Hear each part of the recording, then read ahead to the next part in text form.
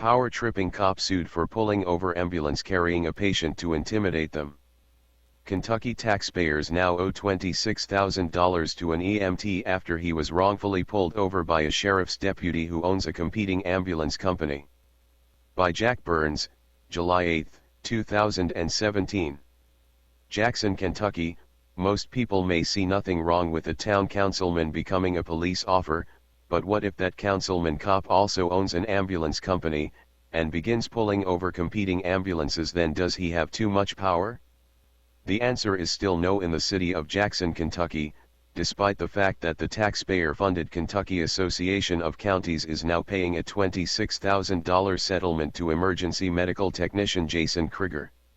Krieger filed a lawsuit against Breathitt County Special Deputy and Councilman Steve McIntosh, claiming that McIntosh had no legitimate reason to pull over the ambulance he was driving in June 2016.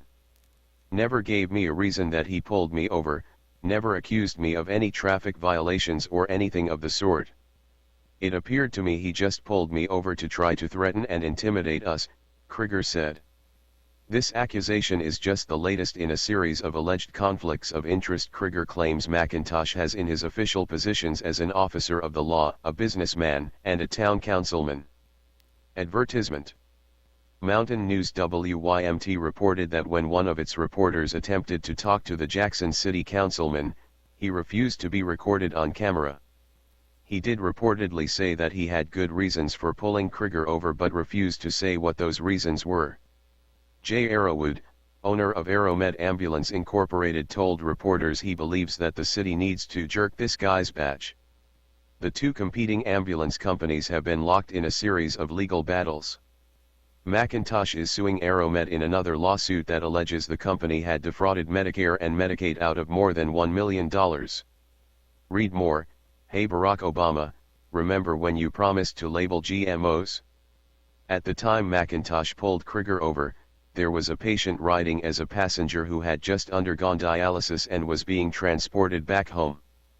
Arrowwood didn't appreciate the officer's actions and remarked, "Mr. McIntosh needs to work on improving his own service versus trying to put our service out of business," Arrowwood said.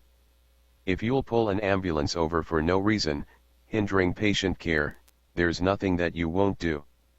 Krieger is suing for damages related to his humiliation and suffering, punitive damages against McIntosh, and an injunction preventing anyone acting in concert with McIntosh to stop interfering with AeroMed, according to Mountain News. Predictably, Breathitt County Sheriff Ray Clemens told Mountain News he was not aware of any wrongdoing on behalf of his deputy.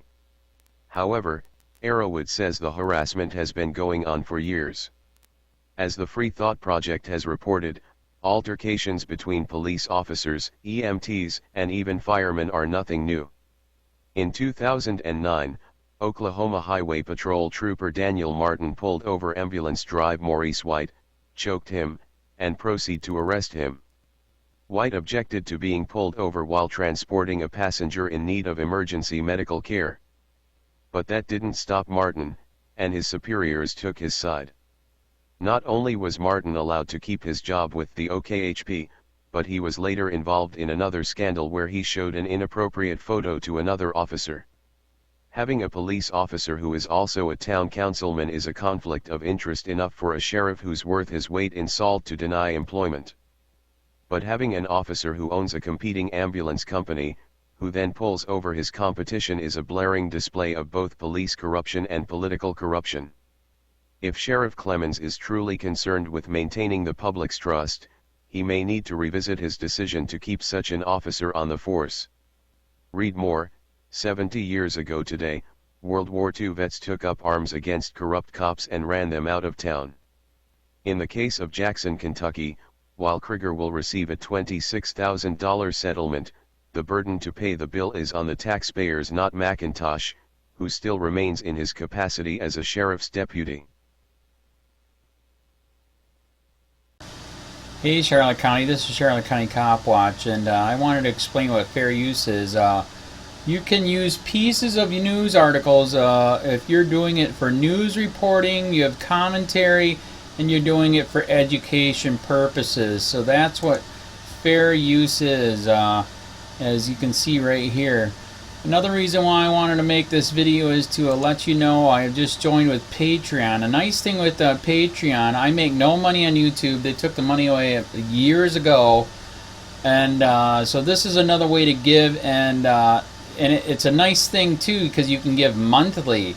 You can give $1, $5, $10, whatever. I do 4 to 5 hours a day on trying to wake the sheep up on how corrupt it is and different ways that you can fight the corruption.